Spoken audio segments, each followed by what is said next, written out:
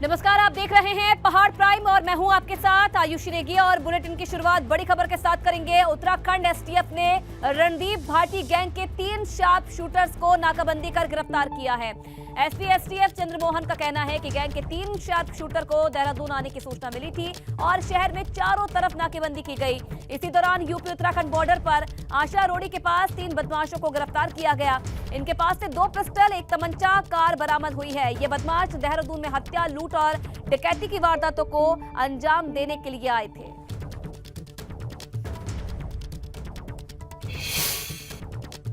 ये नोएडा और दिल्ली क्षेत्र में सक्रिय हैं और इन पर 307 और फिरौती जैसे कई मुकदमे दिल्ली और एनसीआर क्षेत्र में पंजीकृत हैं। तो ये लोग यहाँ पर लूट की घटना को अंजाम देने आए थे।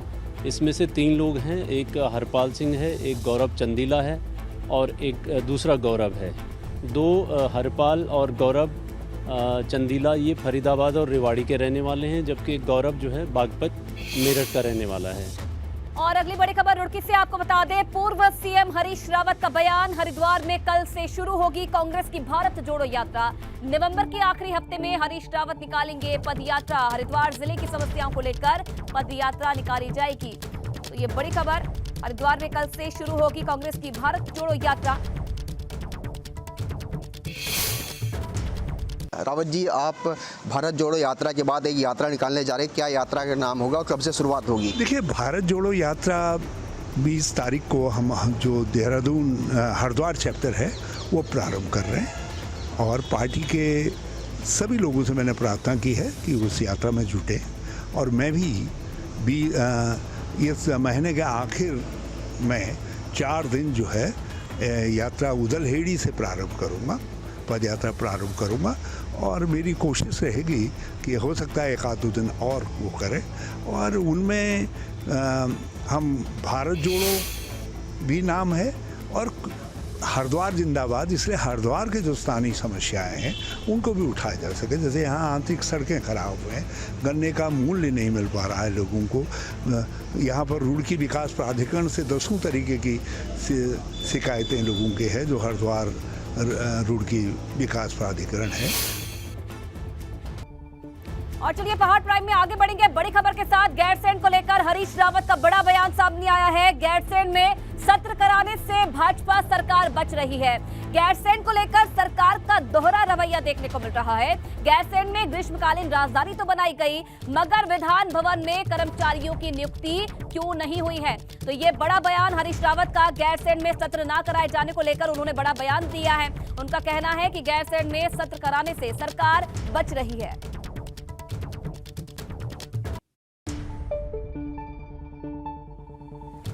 2 साल से गैरसैंण में आप सत्र नहीं कर रहे हो, भाग रहे हो। और जबकि गैरसैंण राजधानी बने इसके लिए विधानसभा में आप प्रस्ताव लेकर के आओ। एक तरफ आप घोषणा कर रहे हो कि हमने उसको राजधानी बना दिया, ग्रीष्मकालीन राजधानी बना दिया, और दूसरी तरफ आप एक चपरासी भी वहाँ नियुक्त नहीं कर रहे हो।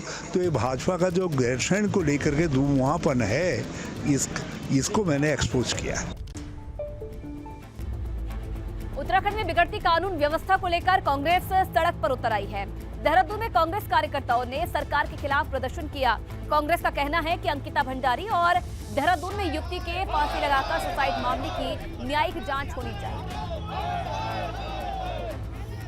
दिन जो महिलाओं पे अत्याचार हो रहे हैं और जो वारदातें हुई हैं बड़ी शर्मनाक है।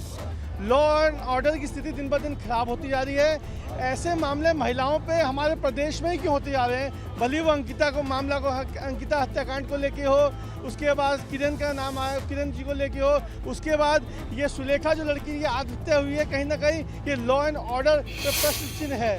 और इसी बीच आपको एक बड़ी खबर बता दें, आगे बढ़ेंगे। बड़ी खबर खतौली से है। आरएलडी ने मदन भैया को बनाया है प्रत्याशी। ये बड़ी जानकारी मिल रही है। खतौली सीट को लेकर आरएलडी ने अपने प्रत्याशी का ऐलान कर दिया है और मदन भैया को प्रत्याशी बनाया गया है। जैसे ही पहले ही ये अनुमान लगाया जा रहा था कि मदन भैया को प्रत्याशी बनाया जा सकता है आरएलडी की तरफ से, और आखिर में वही हुआ। आरएलडी की तरफ से खतौली सीट के लिए मदन भैया को प्रत्याशी बनाया गया है। आपको बता दें कि 5 दिसंबर को यहाँ पर वोटिंग होनी है। सनोज फिलहाल इस खबर पर और ज्यादा जानकारी के लिए जुड़ रहे हैं। सनोज, जैसे कि पहले से ही आशंका जताई जा रही थी कि मदन भैया को टिकट दिया क्या जा सकता है और आखिर में वही हुआ है, प्रत्याशी बनाया गया आरएलडी की तरफ से? हाँ, देखिए एबीपी गंगा ने सबसे पहले इस खबर का एक खुलासा कर दिया था कि जो मदन भैया हैं, मदन भैया को खतौली उपचुनाव में प्रत्याशी बनाया जा सकता है। और आखिरकार आज जयंत चौधरी ने खतौली उपचुनाव को लेकर 3 बड़ी जनसभाएं की थी और तीनों बड़ी जनसभाओं में मदन भैया उनके साथ थे। तभी इस बात के कयास लगाए जाने लगे थे कि मदन भैया को यहाँ से प्रत्याशी बनाया जा सकता है और वो बात बिल्कुल सच साबित हुई है। आखिरकार मदन भैया को यहाँ चुनाव मैदान में उतार दिया गया है। देखिए, इसके पीछे जयंत चौधरी की एक बड़ी रणनीति काम कर रही है। वो रणनीति ये है कि 2012 में यहाँ पर जब राष्ट्रीय लोकदल ने गुर्जर प्रत्याशी को चुनाव मैदान में उतारा था तो यहाँ से करतार सिंह भड़ाना यहाँ से विधायक बने थे। उसके बाद अगर 2017 की बात करें तो 2017 में राष्ट्रीय लोकदल ने अपनी रणनीति बन के शाहनवाज राणा को उतारा, लेकिन वो हार गए। उसके बाद इस बार अगर 2022 की बात करें तो यहाँ से राजपाल सैनी को उतारा, वो चुनाव हार गए। तो कहीं ना कहीं जयंत चौधरी को ये लगा कि यदि 2012 वाले समीकरण पर चुनाव लड़ा जाए तो यहाँ पर जीत दर्ज की जा सकती है। और उसी को देखते हुए ये साफ हो गया है कि जयंत चौधरी 2012 के समीकरण पर यहाँ पर चुनाव लड़ने जा रहे हैं। सबसे बड़ी बात यह है कि देखिए, राष्ट्रीय लोकदल को लेकर कई जो प्रत्याशी हैं वो चुनाव मैदान में थे, कई लोग इसमें दावा ठोक रहे थे। ये बात पहले ही तय हो गई थी और हमने भी इस खबर को दिखाया था कि राष्ट्रीय लोकदल जाट, मुस्लिम और गुर्जर समीकरण पर यहाँ चुनाव लड़ सकती है, ये उपचुनाव यहाँ पर लड़ा जा सकता है और वो बात भी बिल्कुल सच साबित हुई है। हालांकि जो अभिषेक चौधरी गुर्जर है वो भी चूंकि पिपलेड़ा गांव में जहां पर जनसभा हुई थी, उस जनसभा में यहाँ पर यह भी हो सकता था, उस तरह की चर्चाएं थी कि अभिषेक चौधरी को भी मैदान में उतारा जा सकता है। लेकिन जयंत चौधरी ने जब सबसे पहले वहां मंच पर जो माइक है वो मदन भैया को दिया था तो तस्वीर धीरे धीरे साफ होने लगी थी कि मदन भैया यहाँ पर जो प्रत्याशी है वो घोषित किए जाएंगे। बाहुबली नेताओं के तौर पर मदन भैया की गिनती होती है, यानी पूरे खतौली उपचुनाव जीतने के लिए कह सकते हैं कि बाहुबली को यहाँ पर राष्ट्रीय लोकदल ने मैदान में उतारा है। जो मुकाबला है बेहद दिलचस्प और कड़ा होगा। अब ये देखने वाली बात होगी कि बीजेपी आखिर अपने पत्ते कब खोलती है और किसको चुनाव मैदान में उतारती है। लेकिन इतना जरूर है कि मदन भैया के खतौली और उपचुनाव में प्रत्याशी राष्ट्रीय लोकदल गठबंधन का बनने के बाद ये जरूर है कि जो सियासी पारा चढ़ा हुआ था वो और ऊंचाइयों की तरफ पहुंच गया है। सरगर्मियां बहुत तेज बढ़ गई हैं। अचानक से चौंकाने वाला नाम आया। हालांकि एबीपी गंगा ने पहले इस बात का खुलासा कर दिया था कि मदन भैया यहां से प्रत्याशी हो सकते हैं, क्योंकि राष्ट्रीय लोकदल को लगता है कि जाट, मुस्लिम और गुर्जर समीकरण के सहारे वो उपचुनाव में नैया पार लगा सकती है।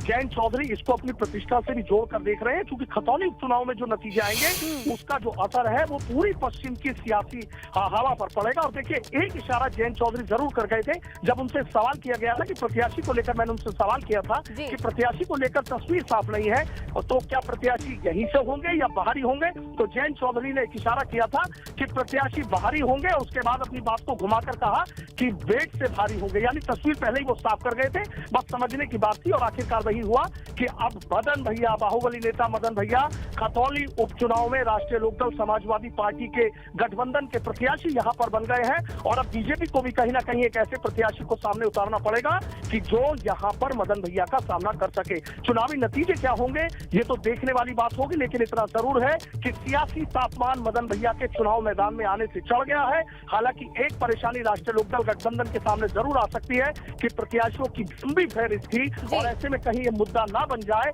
कि बाहरी को यहाँ से टिकट दिया गया है और जो लोकल नेता कई सालों से तैयारी कर रहे हैं, राष्ट्रीय लोकदल की नैया पार लगा रहे हैं, राष्ट्रीय लोकदल के मजबूत सिपह सलार के तौर पर है, आखिर उन्हें दरकिनार करके मदन भैया को यहाँ चुनाव मैदान में उतारा गया है। तो कहीं ना कहीं इसको लेकर थोड़े विरोध के स्वर भी उभर सकते हैं। हालांकि जयंत चौधरी बार बार मन से इस बात को जरूर कह रहे थे कि मैं किसी भी प्रत्याशी को उतारूंगा, मुझे भरोसा है, आप मुझ पर यकीन करेंगे, मुझसे मोहब्बत करते हैं और मैं जिस प्रत्याशी को उतारेंगे उसी का वोट देंगे। तो कहीं ना कहीं जयंत चौधरी अपने मंच से भाषणों में और मदन भैया को साथ लेना, तीनों जनसभाएं जो तीनों जनसभा हुई थी, पीपलहेड़ा की बात हो, तिसंग की बात हो या फिर मंसूरपुर की बात हो, तीनों जनसभाओं में सिर्फ जयंत चौधरी मंच पर थे। तो कहीं ना कहीं आज राष्ट्रीय लोकदल ने अपने पत्ते खोल दिए हैं और सत्ता भी इसे बड़ा माना जा रहा है कि मदन भैया। चलिए, बिल्कुल सनुज, तो बहुत धन्यवाद आपका तमाम जानकारी देने के लिए। खतौली विधानसभा उपचुनाव में मदन भैया आरएलडी सपा के संयुक्त प्रत्याशी बनाए गए हैं।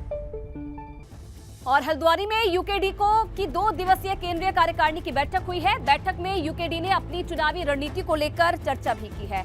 इस दौरान इस बात पर भी मंथन हुआ कि आगामी चुनाव को देखते हुए किस योजना के तहत काम करना है।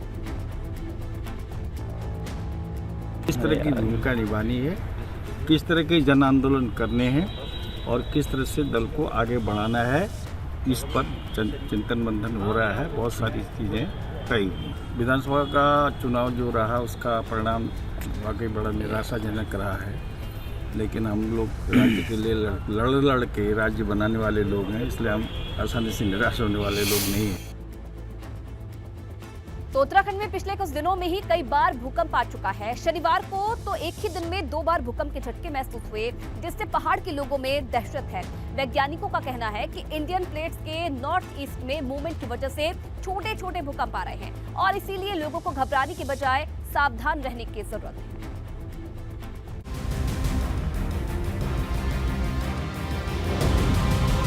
3 घंटे में 2 बार कांपी धरती।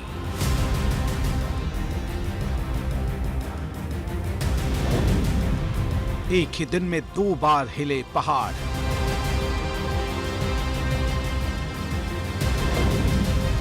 भूकंप के डर से घरों से बाहर आए लोग।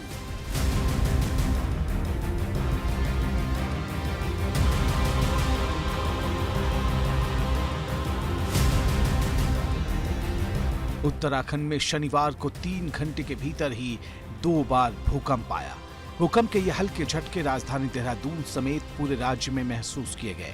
पहले शनिवार शाम 4:25 पर धरती हिली, फिर रात 7:57 पर एक बार फिर से भूकंप के झटके महसूस हुए।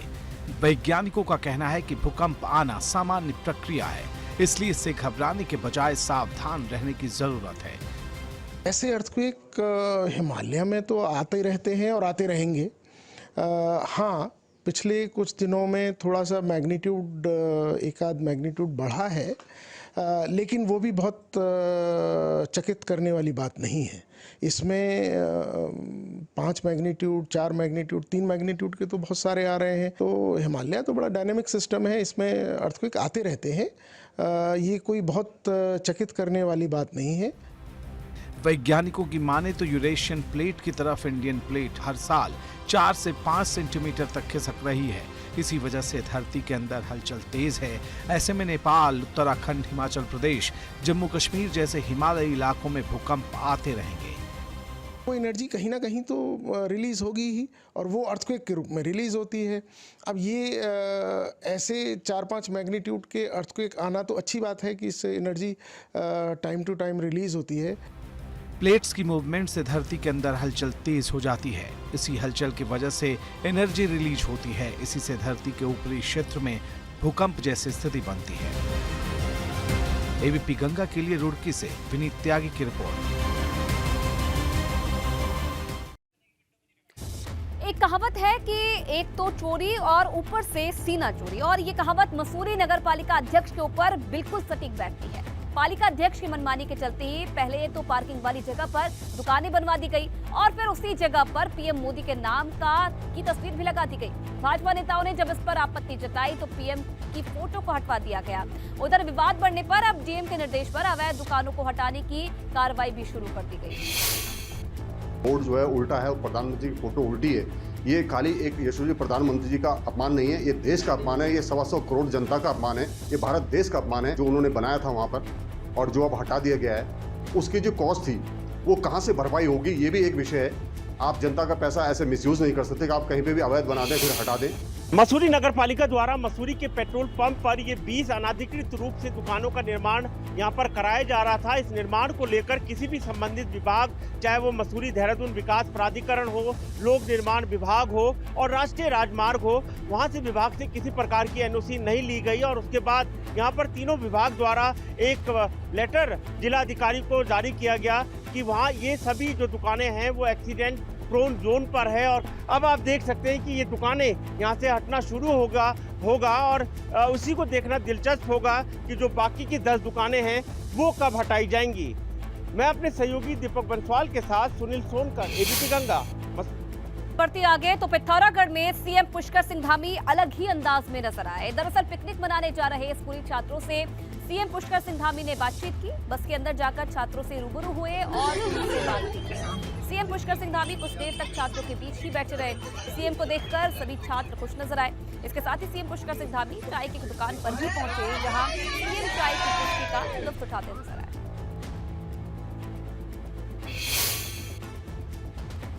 इधर उत्तराखंड में गन्ना पेराई का सत्र 17 नवंबर से शुरू होने जा रहा है, जिसके लिए सभी तैयारियां पूरी कर ली गई है। गन्ना मंत्री सौरभ बहुगुणा 17 नवंबर को नादेई शुगर मिल से पेराई सत्र की शुरुआत करेंगे और उसके बाद सभी शुगर मिलों में 21 नवंबर तक पेराई सत्र शुरू हो जाएगा। सौरभ बहुगुणा का कहना है कि शुगर मिलों को साफ निर्देश है कि किसानों को कोई भी परेशानी नहीं होनी चाहिए।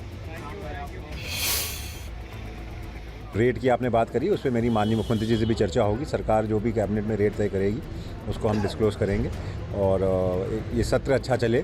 सारी कंपनियों को यही निर्देश दिए गए हैं, जितनी भी चीनी मिल कंपनियां हैं, कि अच्छे से सत्र चलाना है, ब्रेकडाउन कम होने चाहिए, किसानों के जो सुविधाएं मिलती हैं।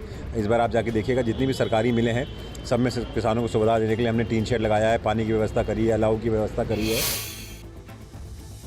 वहीं देहरादून पुलिस क्राइम की कई वारदात में खुलासा किया है। पुलिस ने नेहरू कॉलोनी थाना क्षेत्र के 3 और राजपुर क्षेत्र के एक मामले का खुलासा किया है।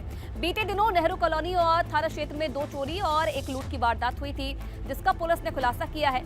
और इसके साथ ही शनिवार की रात राजपुर थाना क्षेत्र में गाड़ी ओवरटेक करने को लेकर हुई बहस के दौरान फायरिंग करने वाले एक युवक को भी पुलिस ने गिरफ्तार कर लिया है।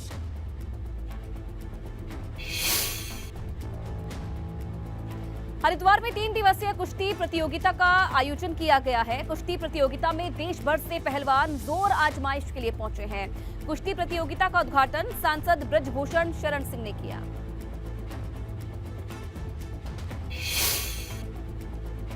लड़कियां ये इस समय दुनिया में दूसरे स्थान पर हैं और टॉप 5 में हम हैं।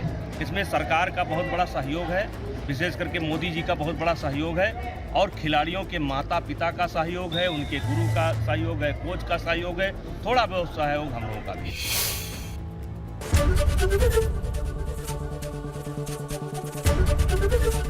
एबीपी गंगा, खबर आपकी, जुबान आपकी।